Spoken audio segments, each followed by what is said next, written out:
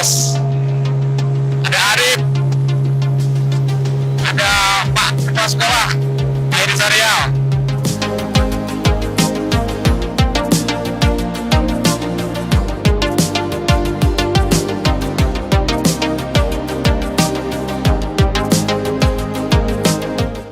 Nah, kita sudah sampai di Pulau Pecong nih. Kita lihat ada rumah-rumah panggung di sini. Yuk kita turun.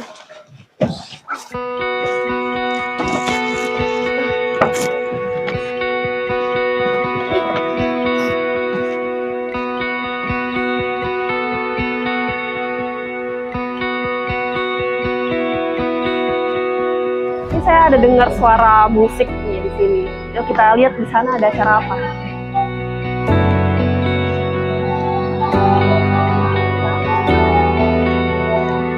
Oh, kayaknya lagi ada latihan nari nih anak sekolah-sekolah di sini ya. Yuk kita lihat.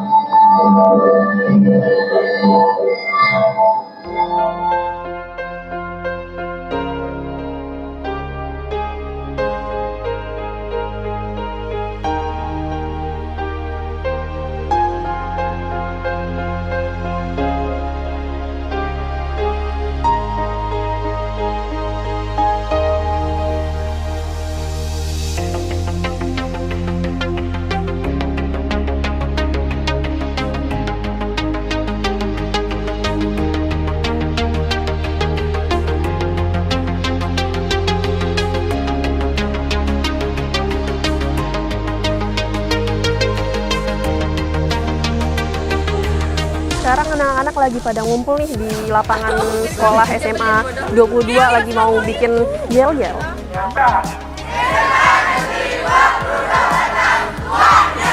Oke, sudah semua. Ini akan hujan. Ada akan Pak Toro. Coba ini, saya searching di Google, saya searching di YouTube. Informasi soal Pulau Pecong ini masih kurang banyak. Gitu. Jadi harusnya generasi muda seperti adik-adik ini semuanya bisa berkontribusi untuk pulau daerah, pulau tempat tinggal kita ini untuk lebih dikenal secara nasional, secara internasional.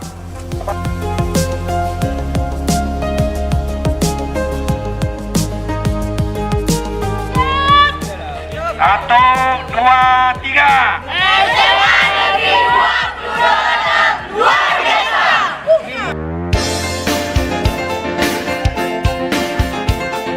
Nah, di sini sekarang saya berada di dataran tertinggi di Pulau Pecong. Jadi kita di sini bisa lihat pulau-pulau kecil di sekitaran Pulau Pecong ini juga.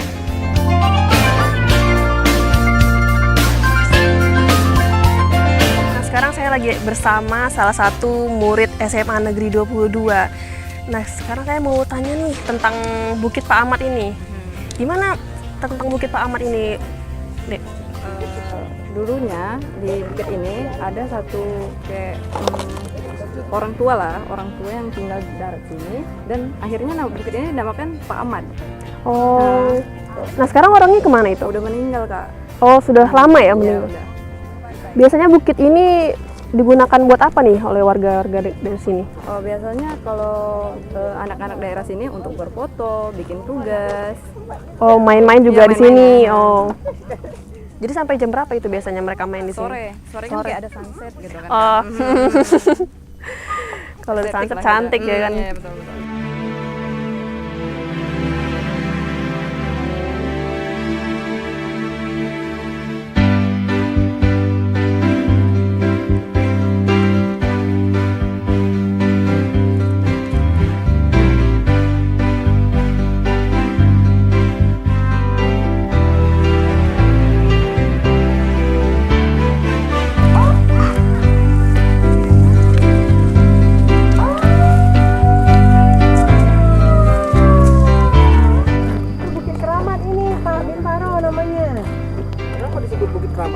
saya juga baru tahu karena memang katanya Bukit Keramat ini memang ada keramat itu namanya kuburan orang zaman dulu. Nah cuman kuburannya itu tidak ada jejak gitu. Karena ya kan jadi kan kalau ada tanda oh ini dijelaskan di pelang gitu, ini kuburan ini dulu zaman dulu harusnya gitu. Jadi bukit ini angkernya seperti apa itu, Bu? Kalau masalah angker gimana ya, kadang mungkin muncul apa ya, saya juga kurang ini, kalau memang orang lemah semangatnya lemah mungkin bisa gitu.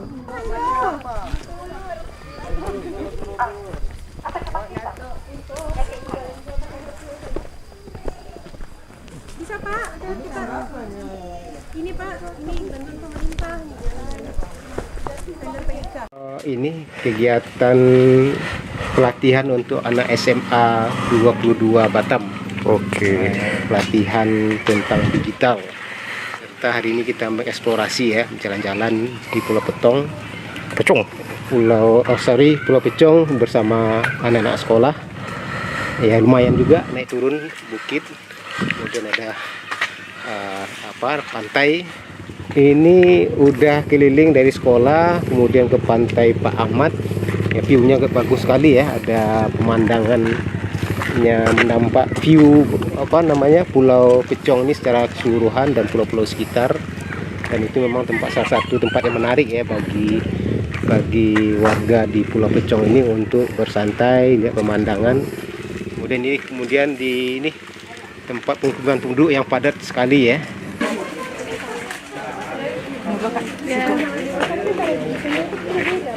Saudara, saya bersama Kepala Sekolah SMA Negeri 22 Pecong, Kecamatan Belakang Padang, dengan Bapak Slamet Munawar.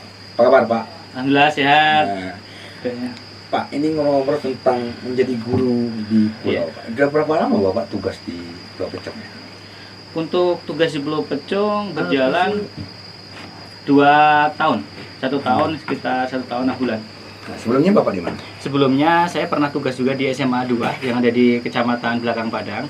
Kemudian tahun 2019 kami diperbantukan di SMA Muhammadiyah waktu itu, jadi kepala sekolah juga. Dan awal tahun 2022 kembali ditarik jadi kepala sekolah di SMA Negeri 22 Batam yang lokasinya di Pulau Pecong, Kecamatan Belakang Padang juga. Pak, apa sih menariknya menjadi guru di pulau itu Pak? Terkait dengan hal tersebut, saya pribadi ini ya, artinya segala sesuatu, apapun yang telah kita alami, takdir yang kita hadapi itu adalah tulisan tangan kita dan kita harus siap. Suka dan dukanya banyak sekali. Kalau bicara masalah banyak, sedikitnya saya rasa luar biasa. Lebih banyak sukanya kita daripada dukanya. Apa ini? Terkait dengan di pulau itu, pertama anak-anak kita yang ada di pulau itu masih bersifat natural. Katakanlah kalau kenakalan remaja tidak separah ketika di kota. Kemudian masalah humanisme, hubungan masyarakat antara orang tua dengan guru lebih dekat, lebih akrab. Kemudian etika masyarakat anak-anak kita ini di pulau-pulau juga lebih terjaga. Kenapa? Kita sebutnya kecil, kemudian setiap hari kita jumpa, jadi setiap jumpa bisa bersalam, bisa bersapa dan sebagainya. Rasa emosionalnya itu lebih dekat dibandingkan kalau kita bertugas di kota. Tapi ngomong-ngomong, apa guru-guru di pulau itu dikasih semacam tunjangan kemahalan atau apa Pak, semacam insentif karena transportasi gitu? Untuk saat ini belum Pak. Kami berharap kedepannya juga mungkin untuk guru-guru yang ditugaskan di pulau sama di kota kalau bisa ada perbedaan lah, tunjangan kinerjanya, ada perbedaan juga masalah perlakuannya. Artinya ketika kita di pulau itu udah luar biasa. Kita meninggalkan keluarga, kita meninggalkan anak, istri dan sebagainya, dan kita harus nginap di tugas tersebut, katakanlah 2 hari, 3 hari, ataupun 1 minggu baru balik. Ini kan luar biasa. Artinya apa? Kita harus betul-betul setkan mental itu. Ada nggak pengalaman Pak Slamet selama mengajar jadi kepala sekolah di Pulau Pecong itu yang dramatis, misalnya dalam perjalanan pulang pergi hampir 1 jam kan ke Pulau Pecong itu, betul. Misalnya tiba-tiba karena cuaca, ada nggak ya? Kalau hal tersebut yang ekstrim belum ada, tapi kalau untuk kondisi cuacanya nggak memungkinkan beberapa kali dan mungkin dibilang sering lah ya, karena kalau udah bulan November, Desember ini kan angin udah mulai bergejolak ya. Artinya apa? Ini mental. Ketika kita tidak terbiasa pasti kita stres gitu kan. Kenapa? Pertama mental kita nggak dapat, kedua fisik kita juga. Semakin kita sering kena angin laut, kemudian dan sebagainya, pasti fisik kita akan berkurang. Tapi karena kita udah terbiasa, kita harus siap. Gitu. Tapi ngomong-ngomong pandai berenang nggak selama ini? Kalau pandai berenang sekali sih sikit-sikit mungkin bisa ya. Sikit-sikit. Tapi kita kan biasanya renang di kolam. Nanti kalau kita ngecebur di laut kan mungkin beda ceritanya itu kan. Kalau di kolam berenang di kolam mungkin tenggelam masih nampak. Tapi kalau di laut tenggelam kan kita juga nggak ada lagi. Oke Pak, saya mau nanya tentang siswa Baik. di pulau. Apa bedanya siswa di pulau dengan yang di kota? Kalau secara keseluruhan tidak ada perbedaan sih ya Pak ya. Secara keseluruhan tidak ada perbedaan. Mungkin yang membedakan itu mungkin dari fasilitas. Artinya apa? Fasilitas yang di kota lebih lengkap, kemudian akses lebih mudah, komunikasi dengan berbagai pihak juga lebih mudah. Kalau di pulau itu kondisi kita adalah karena kita di kepulauan, kalau ke Batam jauh dan membutuhkan biaya yang tinggi. Sehingga ketika anak-anak kita ini mau ikut perlombaan, anak-anak kita itu ingin bertanding ataupun menghadiri acara-acara, ini membutuhkan biaya yang luar biasa tinggi. Sehingga inilah yang membedakan kenapa kok anak-anak di kota itu begitu cepat, begitu mudah beradaptasi dan berprestasi dan sebagainya. Artinya apa? Dari fasilitas, dari kondisi lingkungannya, kemudian dari jaraknya juga sangat berpengaruh. Tapi kalau masalah kemampuan saya rasa nggak jauh beda. Ya. Kalau ngomong Pak di SMA 22 sekarang berapa jumlah siswa Pak? Saat ini ada sekitar 110. 110 ya. Meliputi 3 rombel, kelas 10, kelas 11 dan kelas 12. Iya. Kita hanya per rombelnya hanya satu rombel. Ya, tapi ternyata siswa tidak hanya dari Pulau Pecong Pak ya, ada Iya, juga dari betul. pulau-pulau lain ya, seperti Jalo.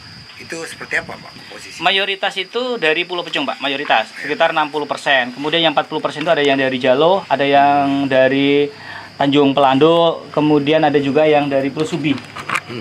Pulau Subi ini kan sudah masuk ke Karimur, Pak. Ada 1-2 anak kami yang dari sana. Oh, dan itu bagaimana mereka untuk transportasi ke sekolah? Kalau mereka itu kan saat ini kan sudah ada bantuan transportasi laut, Pak, dari pemerintah provinsi. Ini sudah luar biasa dan sangat membantu bagi anak-anak kami ya, Pak ya. Kalau bicara masalah cukup tidak cukup, manusia ini kan kadang banyak kurangnya. Tapi kalau bicara bisa ataupun tidak bisa, insya Allah udah luar biasa. Udah sangat-sangat membantu. Saya lihat di SMA 22 Pulau Pecong ini ada moto yang ditulis di sekolah, Ya. siap kerja, siap kuliah. Apa maksudnya itu? Ini yang kita masukkan pertama kali, slogan yang kita masukkan pertama kali sebelum anak-anak belajar, sebelum anak-anak sekolah. Kenapa seperti itu? Pertama, siap kuliah, siap kerja. Bahwasanya kita akan mempersiapkan anak-anak kita di SMA 22 Batam itu lulus SMA, dia harus siap kuliah, Pak. Karena apa? Pak Meo yang sekarang berada di anak-anak pulau ini malas sekolah, malas kuliah, ngapain juga gitu. Tapi kita harus siapkan bahwasanya mereka itu harus kuliah lulus. Harus kuliah kalau lulus gitu kan. Ataupun kalau mereka tidak mau kuliah, lulus harus kerja. Lulus harus kerja. Kenapa? Dengan dia kuliah, dengan dia kerja ataupun dengan dia kuliah dan kerja akan meningkatkan harkat dan martabat anak-anak itu sendiri. Tapi kalau dia hanya berdiam gitu Pak ya, maka nggak akan berkembang lagi Pak. Selama ini sekarang ada sekarang ini kan berlaku kurikulum merdeka belajar. Itu seperti apa penerapannya di sekolah-sekolah di pulau Pak? Kalau kami saat ini baru level 1 Pak, namanya kurikulum Merdeka Belajar. Artinya kan dalam kurikulum mereka ada beberapa tingkat ya Pak ya. Kami dari level pertama karena kemarin sudah tahun pertama, ini adalah tahun kedua. Kan ada namanya Merdeka Berubah, ada namanya Merdeka Berbagi. Jadi kita baru mencapai Merdeka Mandiri. Artinya itu level yang pertama kali, dan ini adalah sebagai syarat ataupun sebagai sarana bagaimana kita mengubah mindset tadi itu Pak. Pak, kemudian soal digitalisasi sekolah Pak. Saya lihat rata-rata anak-anak siswa di pulau itu sudah punya handphone ya. Iya. Mereka juga senang memotret, senang bikin konten. Tapi persoalannya adalah sinyal gitu. Iya. Itu gimana Pak ya? Terkait dengan sinyal ini memang persoalan klasik sekolah-sekolah yang di pulau Pak. Dimanapun ya, saya rasa persoalan sinyal itu mungkin sama ya. Tapi walaupun seperti itu, anak-anak tetap kita support untuk berkreasi, membuat karya ya Pak ya, membuat konten supaya apa? Tidak ketinggalan juga dengan kawan-kawannya yang ada di Kota Batam. Terkait dengan sinyal, di pulau itu ada titik-titik tertentu yang sinyal kuat. Contoh di atas bukit.